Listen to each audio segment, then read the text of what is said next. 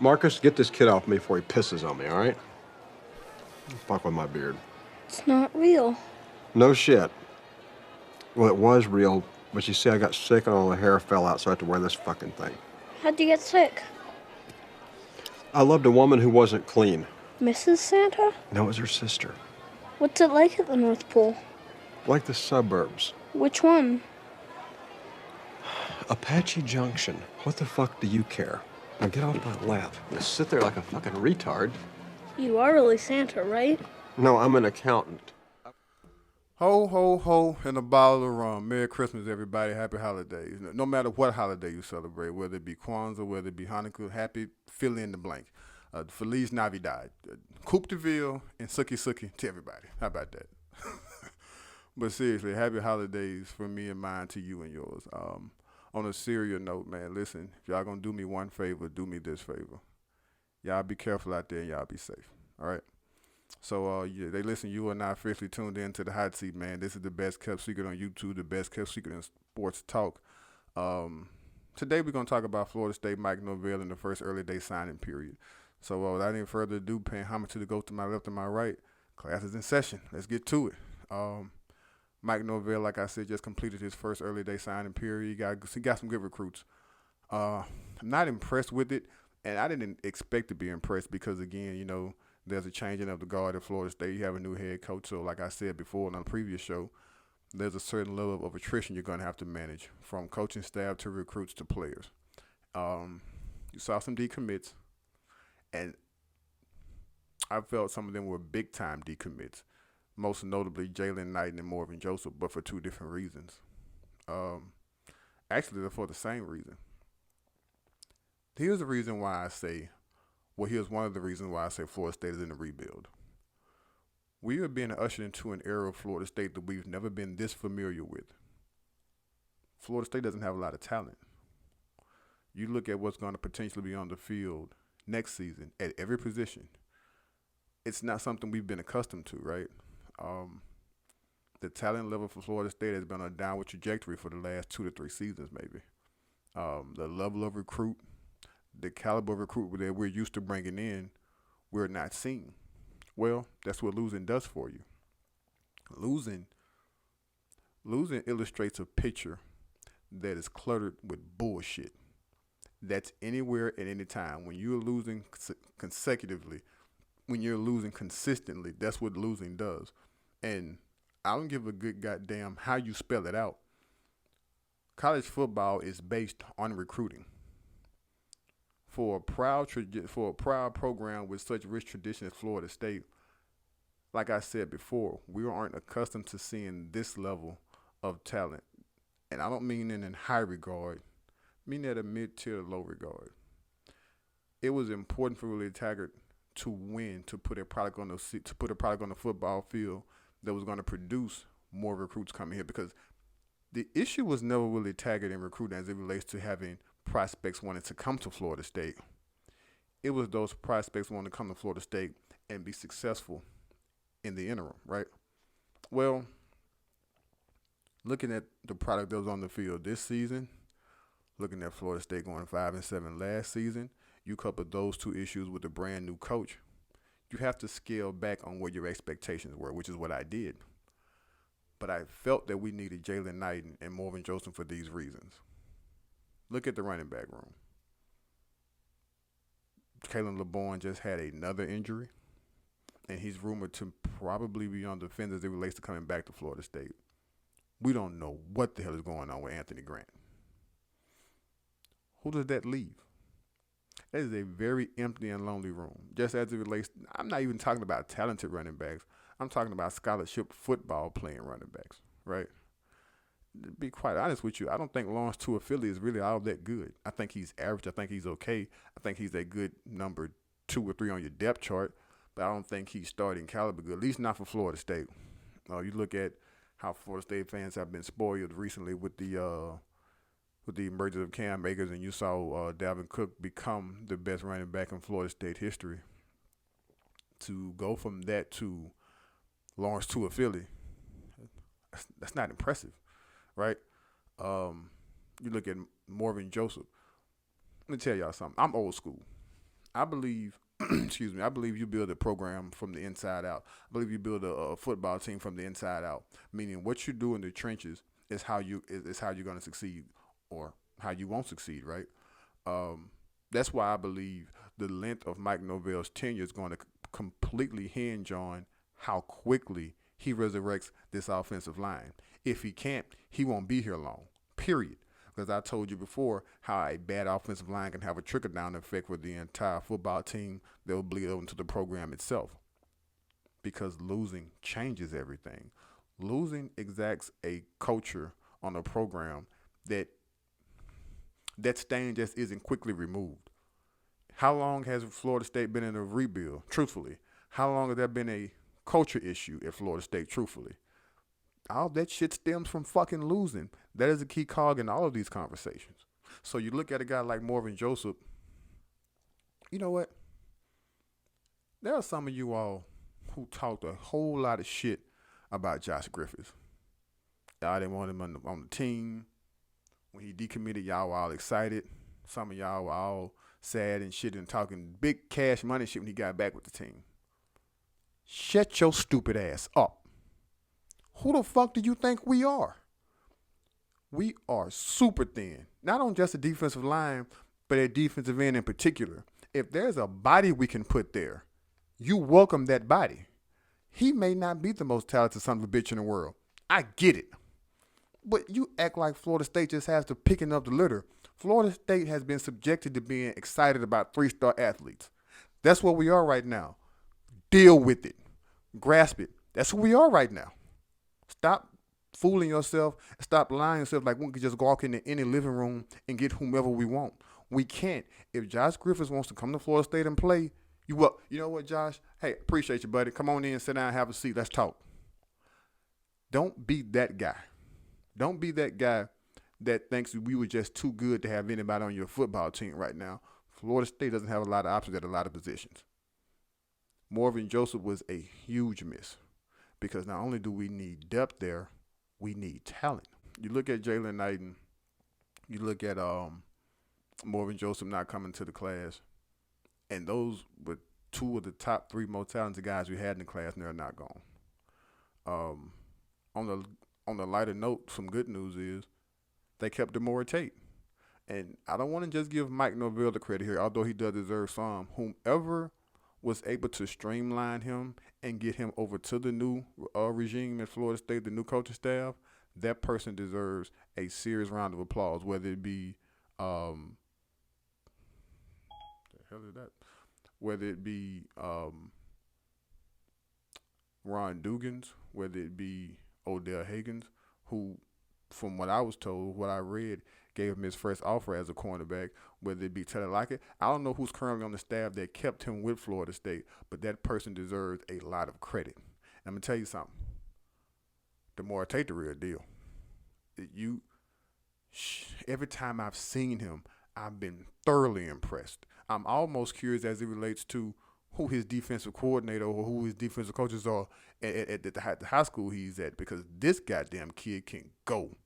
He's I don't want to say he's before his time, but he's more technically sound than you would think a high school kid would be at that age. And he has a college. He can get it. He come in. He's a plug and play guy. He can come in and play right now. Like my dream scenario of Florida State, just as it relates to a trio of cornerbacks, is Demore Tate on one side, Travis J on the other side, and you got Akeem Dibb playing in the slot. That's ideal to me. And listen, I know he's even said he can play multiple positions in defensive backfield. Some of the coaches have said that. Man, fuck that. Don't fuck this up. Here's another episode. Don't fuck this up. Put that goddamn kid at cornerback and let him do what he does. The only other position I'd be comfortable with him playing is not this star role that they have a hybrid linebacker. No, I mean the star role as it relates to what we saw LaMarcus Joyner and Jalen Ramsey play. That's not the same star role. They don't have the same responsibilities as what you see a star role that you see now at Florida State. That defensive scheme on the Harlem Barnett was a tad bit different. And I'm going to get off topic here for a little bit, but just stay with me. The reason why I'm not a big fan of interchanging of players being interchangeable as it relates to position, I don't like that shit. Whatever you were brought in to do, Coach that guy up, develop that guy, get him to be the best he can be there. Utilize his skill set to the best of his abilities that'll help him be put in a position to win, which it will ultimately help the team out, right?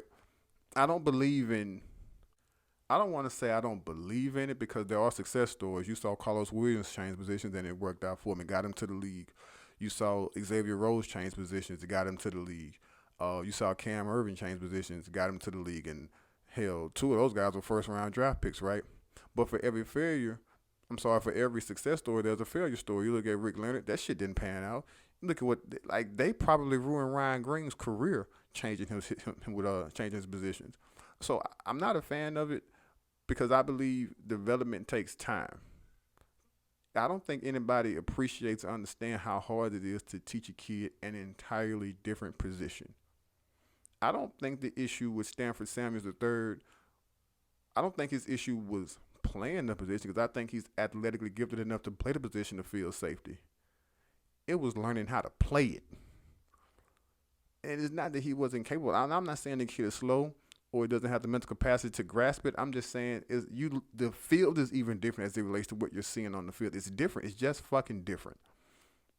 I'm with kids coming in, playing a position they were told they were going to play, and leave the shit at that.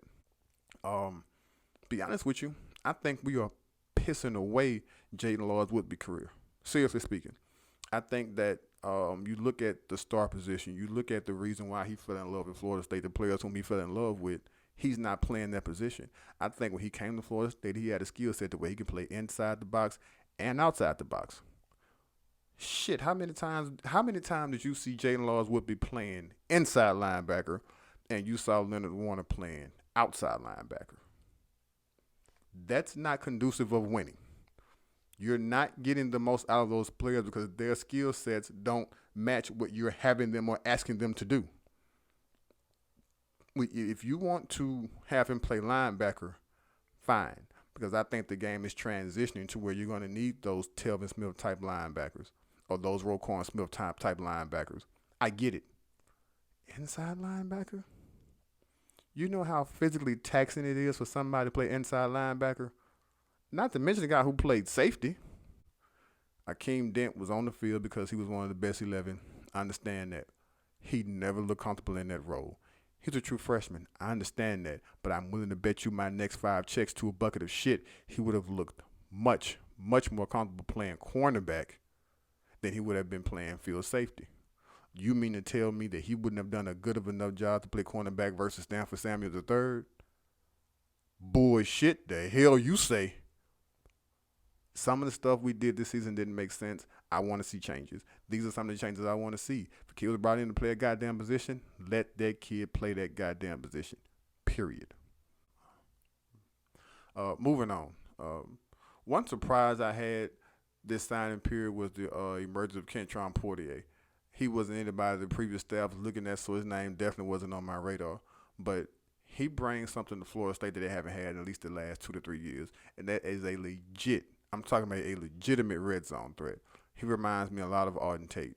In the past few seasons, I've seen Florida State look a fucking mess in the red zone, meaning they looked discombobulated, they looked unsure. The plays that were being called were due to what they had at the skill positions.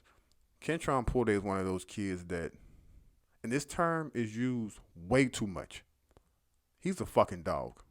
He's one of those kids that when the ball goes in the air and it's a jump ball situation, it's not a 50-50 ball. It's a my ball.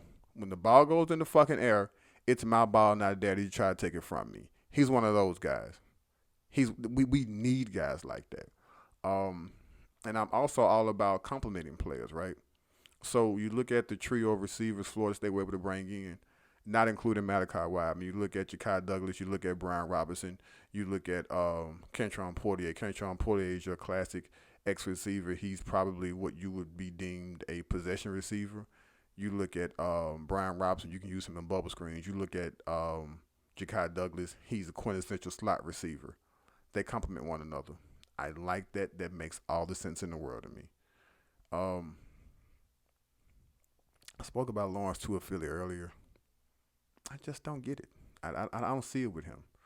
And that's not to say he won't pan out. I hope he does. Hope he proves me wrong. But I don't think he's as good as everybody makes him out to be. Not gonna spend a whole lot of time talking about him, but I I didn't understand him being so high on the running back board.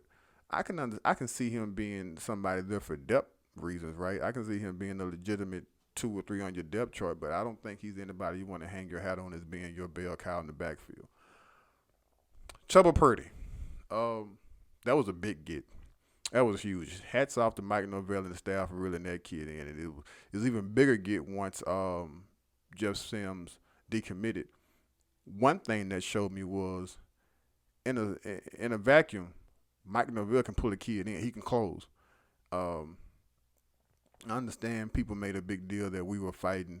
We were literally in a dog fight with Louisville for a quarterback, but hell, that's where we are now. But at the same token, you have to understand Louisville was going to center their program around him. So you have to understand the colossal dream Mike Norvell had to sell Chuba to get him to come to Tallahassee. That says something to me. Whether he's better than Jeff Sims or not, that's a whole nother subject. I'm telling you that for a kid of his status who had been committed to Louisville, as long as he was committed, and for Louisville to center their program around him, to yank him out of there in less than a fucking week, that's impressive. One thing that shows me was the standard is still the standard. That shield still means something. About all I'm going to do as it relates to the talking of other recruits. Again, like I said, I don't think there was much to talk about.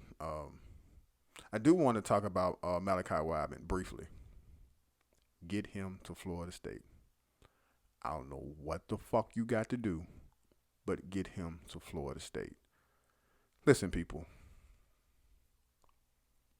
Florida State needs playmakers. At the end of the goddamn day, Florida State needs playmakers. That kid is a fucking playmaker. I don't give a fuck what you have to throw at him. Hint, hint, wink, wink. But make it happen. That kid, he has star written all over him. And right now, at the present moment, Florida State doesn't have the bandwidth to say, we can do without you. If you want to go elsewhere, you can go. No, the fuck you cannot. You need to have your ass at Florida State. Mike Norvell, make it happen. I want to briefly touch on the some of the coaching changes. I'm not familiar with a lot of these guys. I'm not going to lie to you. And actually, if I've heard of a lot of them, I've done my research on them. But this is one thing I got to stop doing. Listen. Ever since Jimbo came in, you've seen an influx of coaching changes, right? From coaching staff to coaching staff, you always have to manage attrition. Some coaches go on, some coaches are managed out, whatever, right? No matter who the fuck the coach is, he the best thing since sliced bread. Whoever the coach is, at whatever position, he can recruit, he can develop. That's a motherfucking and a goddamn lie. Stop saying that shit. It ain't just the fans. I'd read some of the publications, some of the articles that are put out there. I remember vividly, I'm not going to say which publication it was, but I remember when Bill Miller was hired on to be the linebackers coach at Florida State, and they gave this guy such a glowing report. And I'm like, geez, this kid, this old man might be what time it is. He might be able to, come in here and reel in some talent and coach him up and blah, blah, blah, blah, blah. Bill Miller can't come in here and vacuum my motherfucking rug. Bill Miller can't come in here and wipe the piss off my goddamn toilet seat. I don't piss on my toilet seat. That was just a figure of speech. But, sometimes in the morning when you still sleep. That's not important. Listen, Bill Miller should not have been at Florida State, period. All right? But I'm telling y'all, it's like y'all have an out-of-body experience or something when we get a new coach. And the level, this is how y'all sound. You know what? I smelt Greg Fry's fart. I smelt Randy Clement's fart. But that Atkins fart, different kind of fart. That's a fart of a man who knows how to recruit. That fart Even the way it sounds exquisite. That's how y'all sound. Listen, the moment Randy Clements, the moment Greg Frey got to Florida State, they were the best thing since sliced bread. They were going to fix all of Florida State's offensive line issues. It's like y'all just completely forgot that there was no talent there, right? There was none. They were just all of a sudden going to come in and do God's work. They were going to sprinkle holy water over the offensive line. It was just magically going to be better, magically. No. They were, these guys are great recruiters and they're great developers. They get guys to the league. Mr. Atkins, I don't know you. I don't know shit about you. Outside of what I read, of course. I do know this. Recruiting in Conference USA is vastly different from recruiting in ACC. Recruiting against LA Tech and UAB ain't the same as recruiting against Florida, Miami, Georgia, Alabama, Clemson. It ain't the same. That's not to say he can't do the job. I'm just telling you, how the fuck do you grade what he did in Conference USA versus what he's going to be taxed to do in the ACC? You don't fucking know. Listen, people, there is nothing wrong with being in wait-and-see mode before you start making these erroneous-ass accusations of what somebody's going to be or what somebody is or even what you hope they'll be. Even if you want to be optimistic, be fine. That's fine. Be optimistic. Be optimistic in the realm of feasibility. Message. Wonder why that's important? It helps when you curb your expectations, it helps when these motherfuckers don't turn out to be what you thought they were. When these goddamn people end up sucking donkey dick, it doesn't piss you off as much or it doesn't sting as much because you know what? I didn't have any expectations walking into this son of a bitch. So when you came out and you ended up sucking, I wasn't surprised. Message. Calm down. Lower your expectations. All of these goddamn kids aren't going to be good. All these motherfucking coaches aren't going to be good. Message. So all the time I'm giving you, it's all the time I got. I am sleepy as shit. Of course, it's in the wee hours of the morning. But, hey, man, I appreciate your time. I sincerely appreciate your time. All the comments. Y'all are wild in that goddamn comment section. Woo! Appreciate all the love, support y'all give me, man. Please continue to hit those like buttons. I appreciate everybody who subscribe. I promise to you I'm going to keep giving you this type of content week in and week out. Probably be seeing y'all again before the new year. Got to talk about the college football playoffs. That Clemson Ohio State game. Shit.